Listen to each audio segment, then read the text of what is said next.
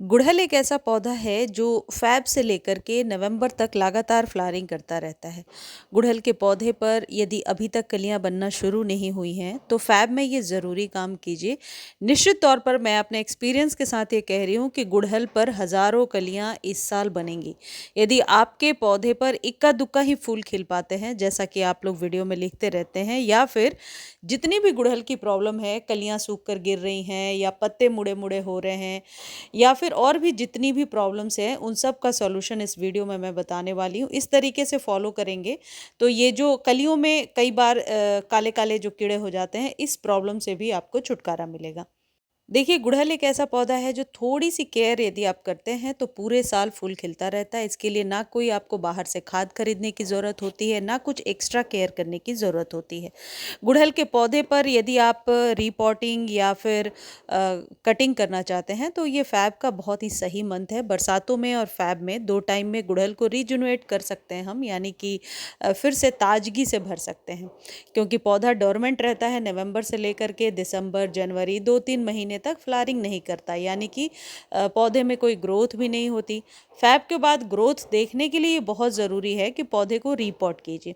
देखिए, मैंने अपने पौधे को रीपॉट किया था, उसके बाद ये मिट्टी ऊपर से इस तरीके से भरी हुई है, तो ये धीरे-धीरे नीचे बैठ जाएगी, क्योंकि मैंने नीचे में कुछ पत्ते, सूखे पत्ते और केले के छिलके वगैरह भरे हैं।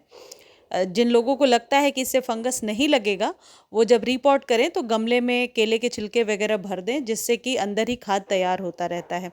बट जिन्हें लगता है कि फंगस हो सकता है, वो नॉर्मल गार्डन सॉइल में वर्मी कंपोस्ट और सैंड मिला करके बना लें। बहुत ही कॉमन प्रॉब्लम होगी अभी कि चींटियाँ बहुत लग रही हैं गुड़हल पर। यदि चींटियाँ लगेंगी तो फिर धीरे-धीरे मिलीबग्स का अटैक होगा और फिर प्रॉब्लम शुरू हो जाती है आपके पौधे में। मेरे इस वाले पौधे में ये ही प्रॉब्लम हो रही थी। इसके लिए बहुत ज़रूरी एक चीज़ मैं लिक्विड बताने वाली हूँ, जो आप घर पे बना कर के उसका स्प्रे कर सकते हैं, इस्तेमाल कर सकते हैं। गुड़हल को घना बनाने और डंठल को मोटा करने, यानी स्टेम को मोटा करने में भी ये वाली खाद बहुत ही असर करेगी। एक चीज़ और है कि गुड़हल को यदि आप रीपॉट कर रहे हैं तो रीपॉट करने के बाद जिस दिन रीपॉट कर रहे हैं उस दिन इसे आप शेड में रखेंगे, धूप में नहीं रखेंगे, नहीं तो पौधा सूखने लगता है। गुड़हल के पौधे को अभी से लेकर के अब आप अक्टूबर नवंबर तक डेली वाटरिंग करेंगे। चलिए, यहाँ तक तो आप समझ चुके हैं कि गुड़हल की केयर कैसे करनी है। धूप का पौधा है, पूरे दिन के सनलाइट में रखनी है, कटिंग प्रूनिंग करने का सही टाइम है। अब खाद की बात कर लेते हैं। खाद के लिए जो चीज़ें चाहिए वो है एलोवेरा। एलोवेरा की पत्तियाँ चाहिए, जो आपके पास आपके गार्डन से मिल जाएगा, और गार्डन में नहीं है तो आप किसी के यहाँ से भी ले सकते हैं। एलोवेरा की जो पत्तियाँ होती हैं उनमें जो जेल है वो आपके पौधे के लिए एक एंटीबायोटिक का काम करता है, ग्रोथ बूस्टर की तरह काम करता है।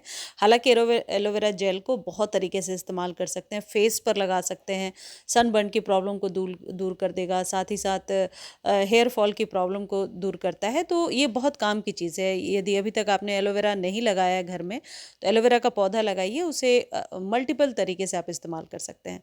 एलोवेरा के पत्तियों को एक गमले पर एक 4 से 5 इंच की लीफ का आप हिसाब लगा लीजिए। तो मैंने 5-6 लीफ जो मेरे पास अवेलेबल था वो मैंने लिया है, और एक गमले के लिए 1 चम्मच आपको नीम खली डालना है। यदि नीम खली नहीं है तो नीम के पत्ते सुखा करके आप डाल सकते हैं, और 1 चम्मच वर्मी कंपोस्ट डालना है। पानी कितना लेना है, अभी मैंने 2 लीटर पानी लिया है। इसको रेडी करने के बाद मैं 5 लीटर इसमें, यानी कि 3 लीटर और पानी ऐड ऑन करूँगी, और 5 लीटर के करीब ये तैयार हो जाएगा। और जितने भी गमले में मैं दे सकती हूँ, ठीक से तर करके दे देना है।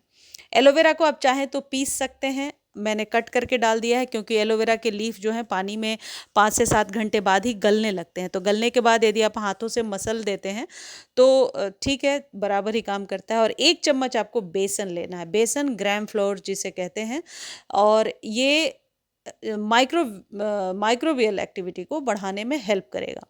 और ये जो बेसन है ये खाद की जो है, आप यूँ कह सकते हैं, गुणवत्ता को बढ़ाता है।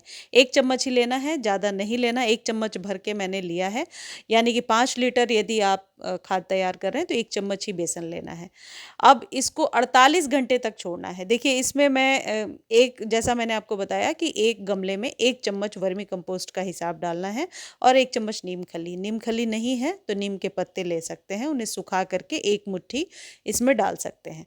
तो इसमें इन चीज़ों को डालने के बाद अच्छे से स्टर कीजिए, स्टर करके साइड में रख दीजिए और 48 घंटे के लिए इसे ढक करके रहने दीजिए।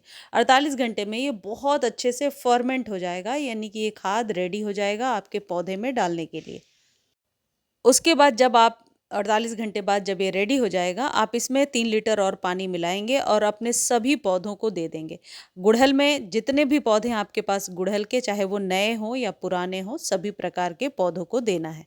देखिए ये नीम के पत्ते हैं जो बहुत अच्छे से ड्राई हो गए हैं, रोड साइड से ही लेकर के आकर के मैंने रख दिया था और ये मैं पौधों में टाइम टू टाइम देती रहती हूँ, जिससे कि पौधे बहुत ही स्वस्थ रहते हैं।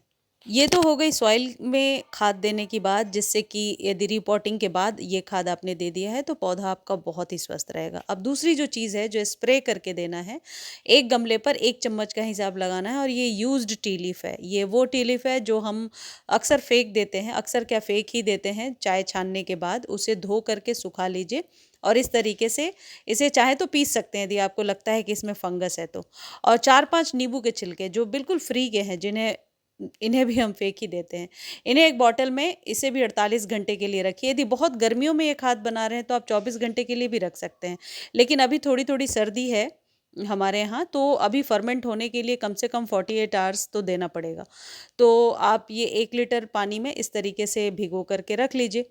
अब आप इन दोनों के अर्क को आप देखेंगे थोड़े टाइम के बाद ये पानी में घुल जाएंगे। अब एक बहुत ही बढ़िया नाइट्रोजन युक्त सीट्रस फूड बन के तैयार हो गया है, जो आपके पौधे पर जो चींटियाँ वगैरह आ रही हैं या फंगस आ रहे हैं उनको रोकने में मदद करेगा। और जैसा कि हम सबको पता है गुड़हल को एसिडिक सॉइल पसंद है, तो नेचुरली एसिडिक करने का ये एक बहुत ही बढ़िया आप कह सकते हैं कि सोर्स है। जो लेमन पील्स हैं ये नेचुरली आपके पौधे की सॉइल को एसिडिक करेंगे। इस तरीके से आप चाहें तो छान करके और मिट्टी में भी डाल सकते हैं, या फिर बेहतर तरीका यह है कि अच्छे से इसका स्प्रे बनाइए और पौधों पर डालिए। तो जिनके पत्ते मुड़े मुड़े से या मुरझाए से नज़र आते हैं या फिर कलियां सूख करके गिर रही हैं, तो उसमें बहुत हद तक आपको फ़ायदा नज़र आएगा। और जो लोग क्वेरी कर रहे हैं कि गुड़हल के बारे में बताइए, ये करके देखिए, यदि प्रॉब्लम सॉल्व नहीं होती है तो आप टेक्स्ट कीजिए, फिर मैं आपको कोई केमिकल ग्रोथ बूस्टर वगैरह का लिंक दे दूंगी जो आप यूज़ कर सकते हैं, लेकिन फ़िलहाल पहले इसको यूज़ कीजिए। ये जो भी ट्रीटमेंट मैं आपको बता रही हूँ ये 15 डेज़ पर आपको रिपीट कर लेना होगा। सॉइल में डालना है या स्प्रे करना है, दोनों ही तरीका बेस्ट है, लेकिन स्प्रे आप वीक में 1-2 बार कर सकते हैं। सॉइल में डालना है तो 15 दिनों के गैप पर डालिए, क्योंकि जो चींटियाँ हैं या मिलीबग्स हैं तो उनमें लगातार 2-3 बार जब हम स्प्रे करते हैं तो हम बेहतर रिजल्ट ले पाते हैं। इस तरीके से फैब में आप अपने गुड़हल के पौधे का ज़रूर ख्याल रखें और मुझे उम्मीद है ये वीडियो आपको बहुत अच्छी लगी होगी। वीडियो अच्छी लगती है तो चैनल को लाइक, शेयर, सब्सक्राइब कीजिए और इस वीडियो को आप फेसबुक पर भी देख सकते हैं।